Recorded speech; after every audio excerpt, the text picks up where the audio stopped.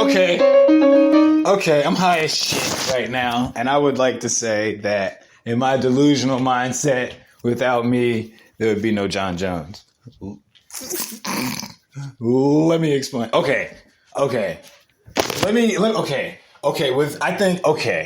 I think I shaped the MMA world in a small way to.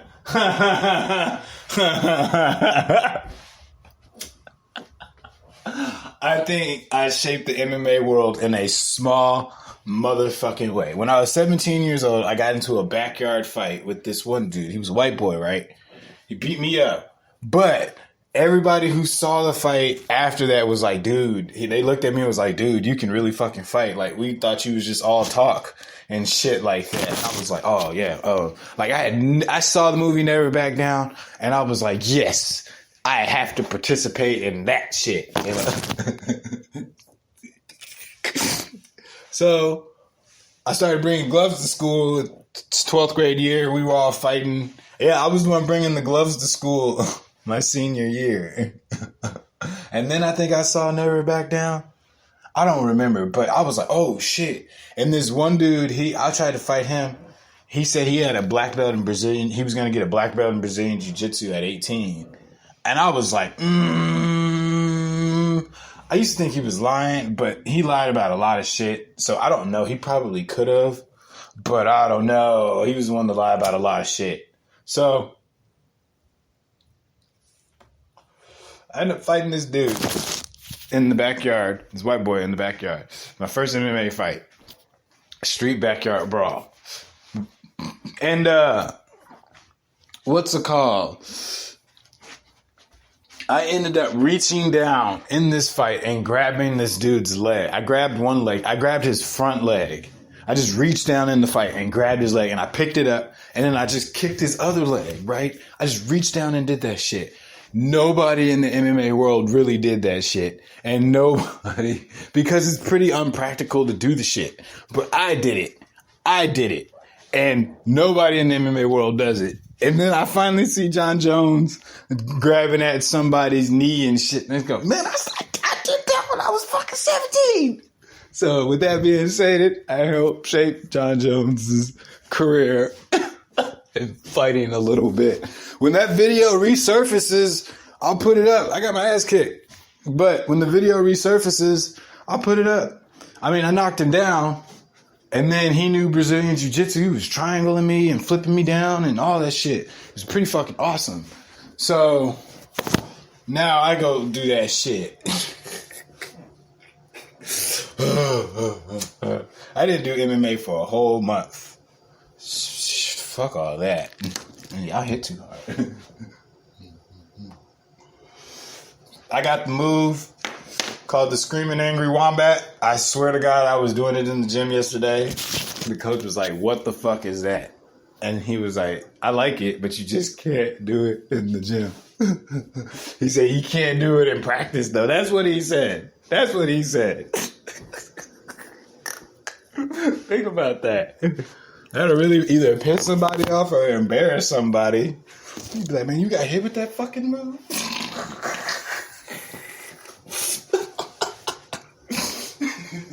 He said, did you see that fucking move that he did in fucking Spark? Yeah, if he hit me with that, I'm gonna knock him the fuck out.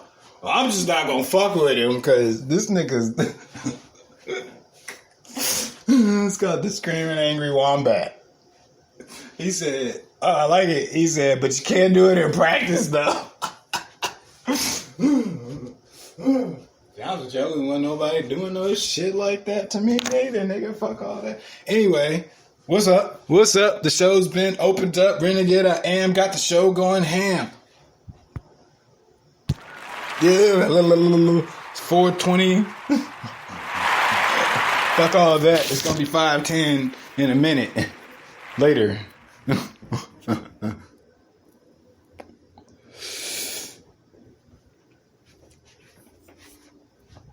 Oh, we taking off.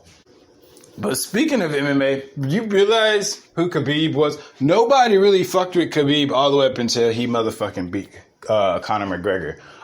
When he was about to fight Conor McGregor, nigga, this nigga had it was not that many followers. He had 8 Dude, he had less than 1 million followers right up until the fight of Conor McGregor. He had less than 1 million followers right up until all the way up until he beat Conor McGregor.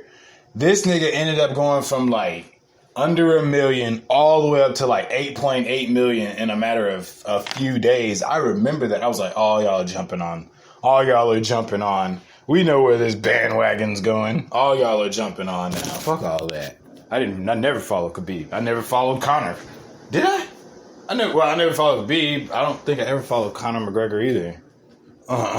Anyway, so yeah, I don't follow celebrities. No, I don't. Yeah, I don't follow celebrities. So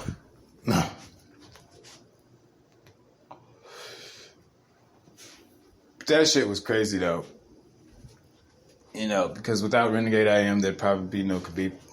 I'm just saying that because I'm a little salty that my show ain't getting that much attention. Fuck those cat videos. God damn. Shit. 8.8 fucking cat videos, and I got a Escape the Monotony video, which I do awesome shit. And nobody appreciates it. If anybody comes back and goes, man, he was such a great content creator, I'm going to come back and undertake them niggas. Because I'm pretty sure I might be going to hell.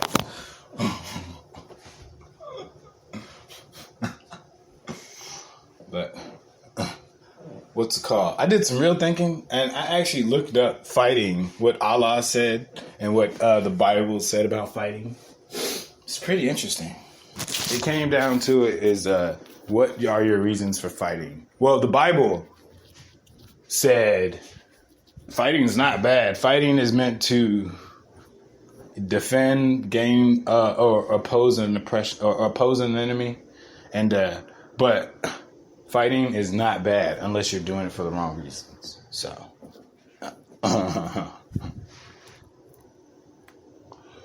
forgot what Allah said. I want to talk about a real issue. This is fucked up. So in South Africa, what part of Africa was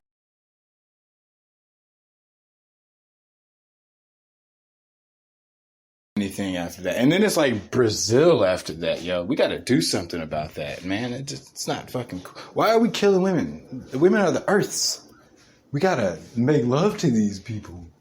Why is there so much woman hate? Why is there so much hate? What the fuck? Why? And they were talking, man, it was devastating. Like, white women in America need to stop complaining because y'all got it easy. You better be lucky we ain't in fucking, what is that, Kazakhstan, where they could just kidnap you hoes and then make you wives. Yeah, and you can't do shit about it.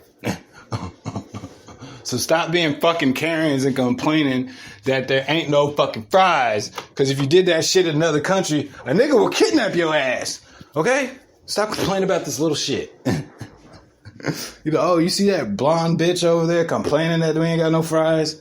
He gonna come up to your ass and be like, hey, I want you to be my fucking wife. And you gonna go, ew, nigga. White girl. Or any Karen.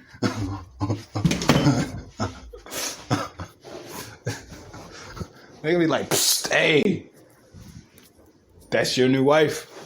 However they speak, you gonna go up, he gonna come up to your ass, and you gonna be like, no, motherfucker. And then next thing you know, ain't nobody gonna see you, because, you know, they look for white women. They look for baby whites for long ass times, bro. It'd be 30 years. What was it? Some prince's daughter. What was it? Some senator's daughter came up missing, like from her bedroom. Nigga, aren't y'all supposed to be guarding this bitch? That's an inside fucking job. It was somebody's high-end daughter or something like that that came missing up out of her bedroom. You know that was an inside-ass job, but they still looking for her. You get what I'm saying? She's supposed to be like a grown-ass fucking woman now. Ain't nobody put that shit to rest. But like, look. So,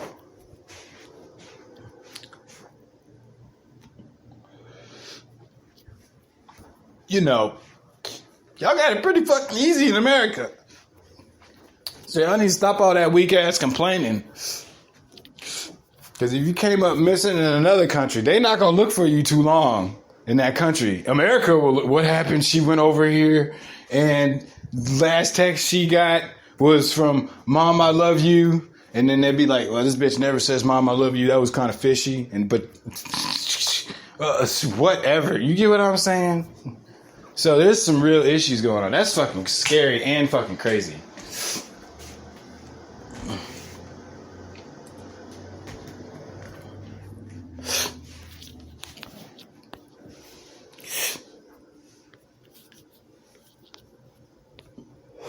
One in every 3 women are killed every hour in South Africa. That shit crazy. That shit fucking crazy. That's absurd, actually.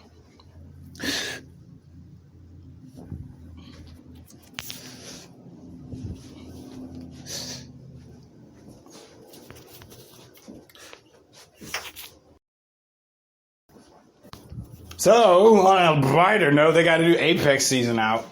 Apex 8. It's pretty live. So, I'm going to go try that out one day. And see how that fits into my life. The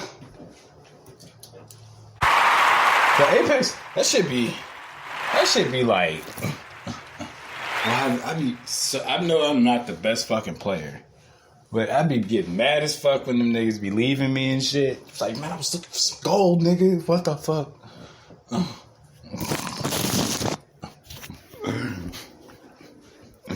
Be looking for some gold. Why the fuck y'all all the way across the world? Huh?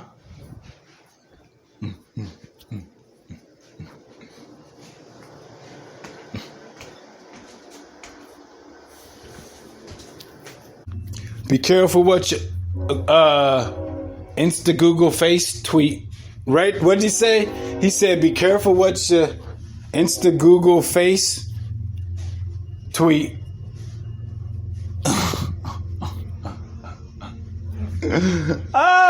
That is the best fucking line, and that's why I'm saying that, because I had to implement that little policy right there in a little situation. So, be careful which Insta, Google, Face tweet.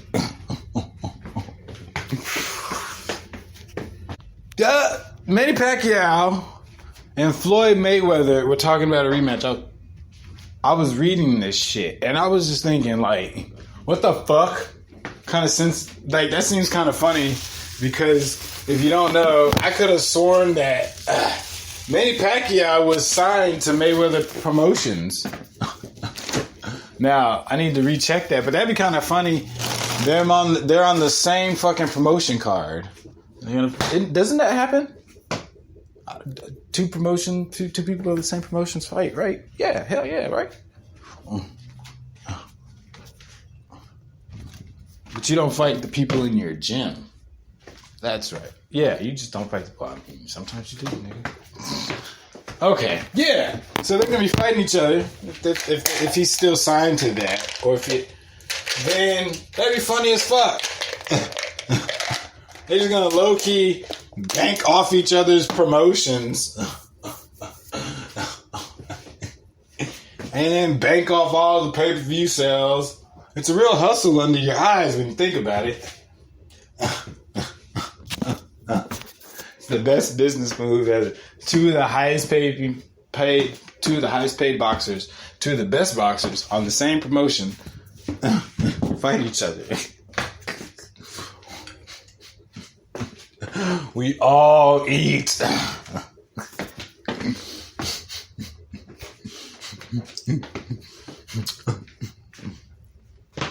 I think that shit was a fucking tie. I saw that fucking match and I was like, this is either entertainment or it's a fucking tie, bro. Because there was no clue. I need to go back and see it again. But I remember watching it that day.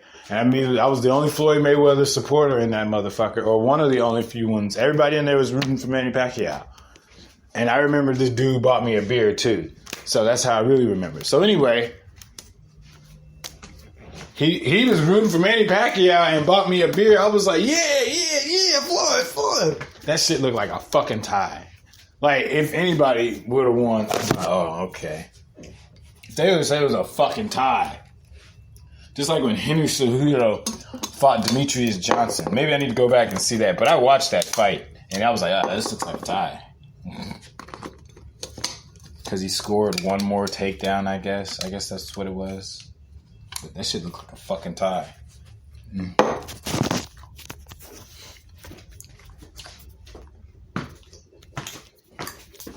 Alright, so Romans 13:2. This is what therefore whoever resists the authorities resists what God has appointed, and those who resist will incur judgment.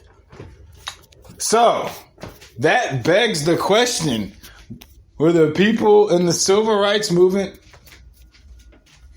breaking laws? Like, real talk. If you say yes, fuck you. Like, real talk. But still, like, that's a real issue. Like, were the people in the civil rights movement disobeying God? Because laws were placed for black people to be oppressed. Some still are. When you look at, like, the prison system. So, with that being stated,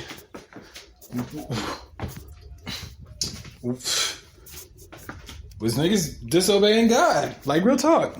Because I've said it before, I really don't think Martin Luther King did anything. Like, I think eventually over time, we might have been able to sit in some classrooms. But this nigga told us to sit and get our ass kicked. And we still getting our ass kicked. So,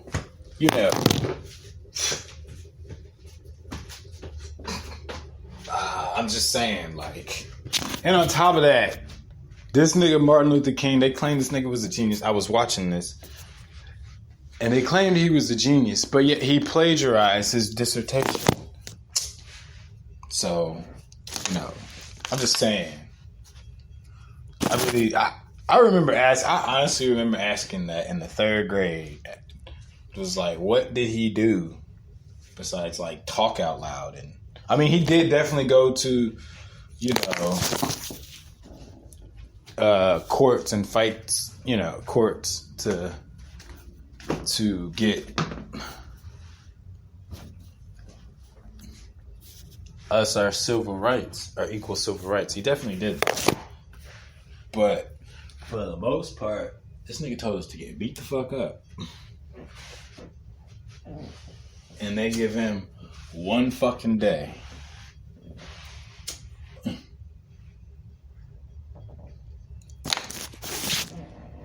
But yeah, I was like, so were black people disobey anybody who rises up against authority for the right reasons? And we all want to be equal. That's what we're all fighting for. We all want to be equal, and we all want to be left the fuck alone. So, who are we disobeying? And then you disobey for so long, then it becomes a non-issue. So,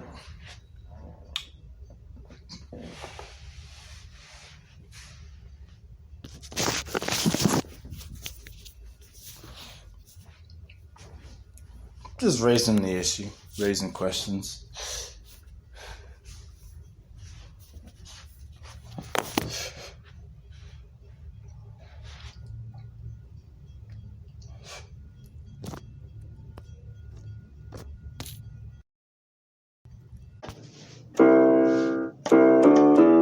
Aha! Signing the fuck out.